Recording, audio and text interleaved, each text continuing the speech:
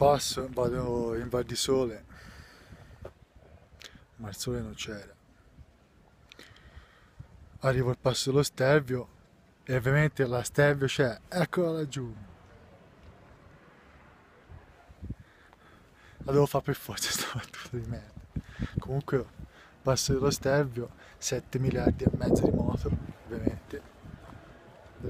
Tedeschi, italiani. Stelvio, presente al passo dello Stelvio? Una, la mia. Continua a restare l'unico, quello della Stelvio. E anche se vengo a passo dello Stelvio, di Stelvio, ripeto, ce n'è. Ce l'ho solo io. Ci sarà anche un motivo, però è bellezza di tutti questi tanti qui.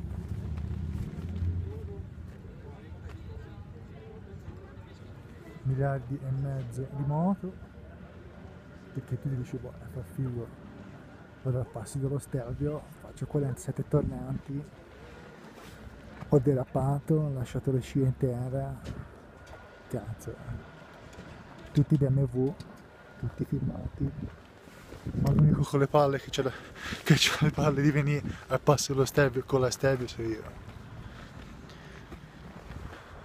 Qui siamo al 2008, qualche cretino. Io lascio andare laggiù. Vai a Bormio. Qui che rifugio è?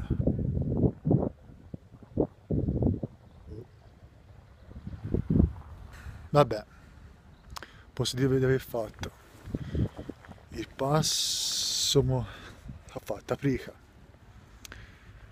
e Mortirolo, Gavia, in Svizzera al Bula Pass, quell'altro che mi ricordo come si chiama che torna indietro.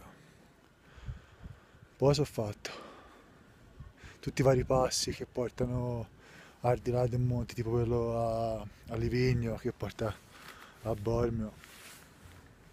Insomma, un po' di punti l'ho fatti, via. Metto sì che c'ho il sole in viso, sono più bella. Insomma, ora torno di là, vado a Bormio, però questa volta il Gavia non lo faccio un mortirolo che mi è piaciuto di più. È asfaltato meglio, un po' più vero, un po' più... Il Gavia è troppo selvaggio, specialmente il pezzo che va a Ponte di Legno. Comunque vabbè, mi mischio un po' tra i fighetti col BMW, faccio 2 foto e torno giù.